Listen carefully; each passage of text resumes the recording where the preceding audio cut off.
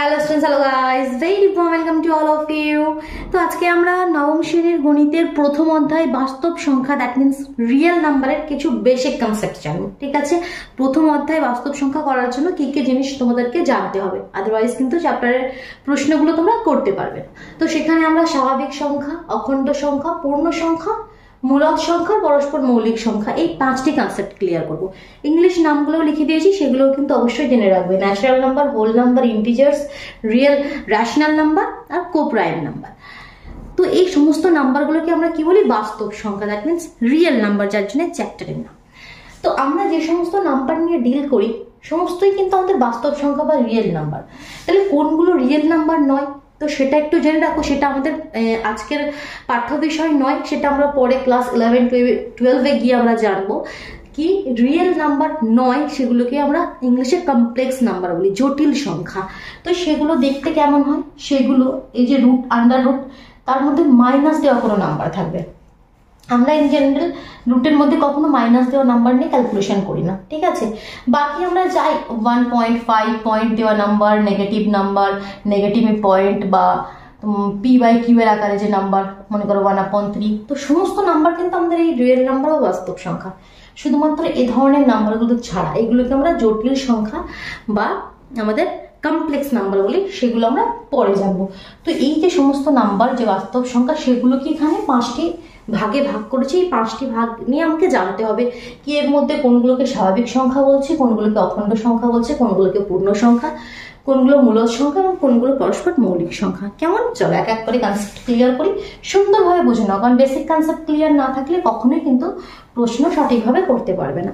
অন্যান্য যে কোনো চ্যাপ্টারের জন্য চ্যানেলে ভিজিট করে তোমরা প্লেলিস্ট চেক করো, ক্লাস 9-এর প্লেলিস্ট, সেখানে সমস্ত চ্যাপ্টার করা আছে, তোমরা পেয়ে যাবে। তো সবার প্রথমে স্বাভাবিক সংখ্যা বা ন্যাচারাল নাম্বার।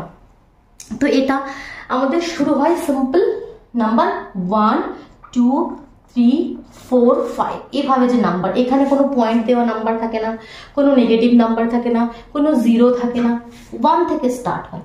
ন্যাচারাল নাম্বার, স্বাভাবিক সংখ্যা কোনখান থেকে স্টার্ট হয়? 1 থেকে। নোট করে নাও, খাতায় নোট করে নাও। 1, 2, 3, 4 করতে করতে এদিকে চলে যাচ্ছে যতদূর পর্যন্ত, তার তো কোনো শেষ নেই। তো সেগুলি হচ্ছে স্বাভাবিক সংখ্যা। ক্লিয়ার? এখানে কোনো পয়েন্ট দেওয়া নাম্বার থাকবে না, কোনো নেগেটিভ নাম্বার থাকবে না। ক্লিয়ার? নেক্সট অখণ্ড সংখ্যা, যেটাকে আমরা বলছি হোল নাম্বার। তো এটা ন্যাচারাল নাম্বারের মতন সেম, জাস্ট একটা আমাদের নাম্বার বেশি থাকবে, সেটা হচ্ছে 0, 1, 2, 3 এরকম ভাবে চলতে থাকে। খালি জিরোটা এখানে অ্যাড হয় অখণ্ড সংখ্যায়। হোল নাম্বারে জিরোটা অ্যাড হয়, জিরোটা কিন্তু স্বাভাবিক সংখ্যায় থাকে না। তাহলে আমরা বলতে পারি সমস্ত স্বাভাবিক সংখ্যা অখণ্ড সংখ্যা, কিন্তু সমস্ত অখণ্ড সংখ্যা স্বাভাবিক সংখ্যা নয়। বলতে পারি তো, কারণ জিরো তো আমাদের স্বাভাবিক সংখ্যা নয়। ক্লিয়ার? স্বাভাবিক সংখ্যা, অখণ্ড সংখ্যা মুছে দিলাম। তোমরা নোট করে নাও, অবশ্যই নোট করে নাও, পরে কিন্তু ভুলে যাবে। নেক্সট দেখো পূর্ণ সংখ্যা বা ইন্টিজার। এখানে আবার নেগেটিভ নাম্বারের কনসেপ্ট আসবে। কেমন? দেখো 0, 1, 2, 3, 4 এভাবে এদিকে যাচ্ছে।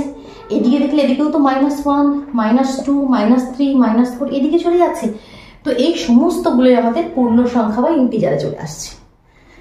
তো ইন্টিজারে এসে গেল মাইনাসের কনসেপ্ট, কিন্তু পয়েন্টের কনসেপ্ট না। কিন্তু পয়েন্ট 1.2, 1.4 এইসব পয়েন্টের কনসেপ্ট এখন আমরা কিন্তু করছি না। তো পূর্ণ সংখ্যা এই সমস্তই হচ্ছে আমাদের ইন্টিজার্স বা পূর্ণ সংখ্যা।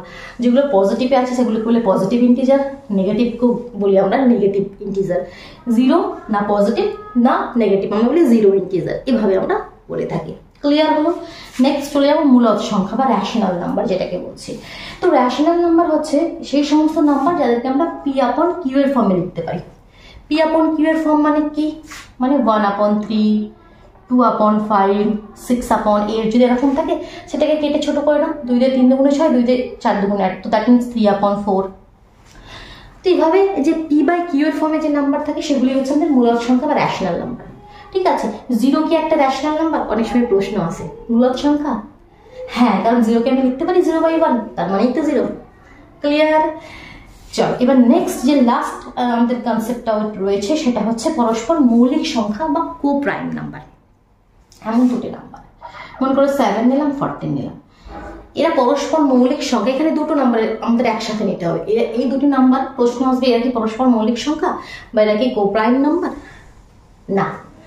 দেখো কোপ্রাইম নাম্বার মানে কি? যে নাম্বার দুটি থাকবে তাদের মধ্যে কমন যে আমাদের সেটা কমন যে ফ্যাক্টর, সেটা 1 থাকতে হবে।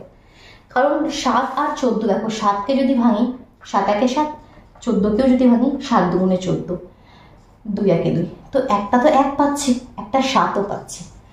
তো শুধুমাত্র মানে এমন যেমন 2 আর 3 এদের মধ্যে কমন ফ্যাক্টর কি 1, কারণ এমন কোনো টেবিল নেই যাতে 2ও আসবে 3ও আসবে, শুধুমাত্র 1 ছাড়া, কারণ একের টেবিলেতে দুটোই আসবে।